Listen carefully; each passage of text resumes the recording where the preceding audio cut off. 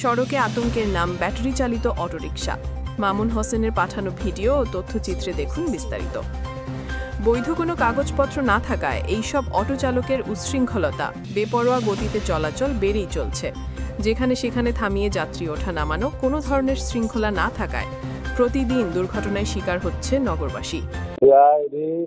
বেপরোয়াভাবে চালাই যাচ্ছে এবং তাদের লাইসেন্স নাই, কিছু নাই, মানুষের শরীরে উড়া দেয়, ওই আরেক গাড়ির লগে মাইরা দেয়, বেড়ে মাইরা দেয়, এই অবস্থা আর কি। রাজধানীর শ্যামপুর, কেরানীগঞ্জ, গেন্ডারিয়া, মুগদা, কমলাপুর বিভিন্ন জায়গায় অটো কারখানা গড়ে উঠেছে। 3 চাকার অটোরিকশার প্রধান যন্ত্রাংশ কমলাপুর স্টেডিয়াম মার্কেট। এর বেশিরভাগই যন্ত্রপাতি চায়না থেকে আমদানি করে বলে জানা গেছে। খারাপ, এটা খারাপ। 24 ভোল্টের 12 ভোল্ট বানায় 3 ইঞ্চি তার ব্রেক।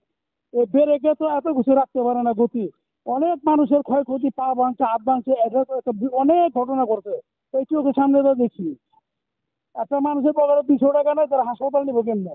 এই অটোতে বহুত ক্ষয়ক্ষতি, আর কোনো হিসাব নাই। আমি তো এরা যদি তো সেফটি ভাবে হয় আর সরকারের যদি এটা নিয়ন্ত্রণ করে, অনেক সুন্দর তো গাড়িগুলি ছাড়তেছে, ভালো শুনতেছি, দেখতেছি। এটা যদি সরকার হাতে নেয় তাহলে ভালো হবে। আর সরকার এটা নিয়ন্ত্রণ না করতে হলে কেউ নিয়ন্ত্রণ করতে পারবো না। পাবলিকের কোনো হাত নাই এটার। পাবলিকের গাড়ির মালিক নির্ধারিত না, নাম্বার প্লেট নাই। আগে তো সিটি কর্পোরেশন নাম্বার প্লেট ছিল, আর নাম্বার প্লেট ছাড়া। সরকার এসব সেক্টর থেকে রাজস্ব পায়, ওই হিসাবে এটা বন্ধ করার সুযোগ তেমন নাই বলে জানা গেছে।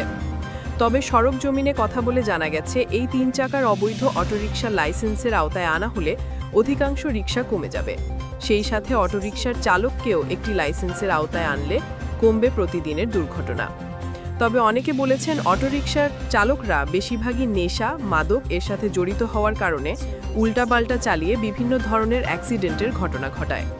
এই অবৈধ অটোরিকশা শৃঙ্খলায় আনতে হলে রিকশার মালিককে লাইসেন্সের আওতায় আনতে হবে।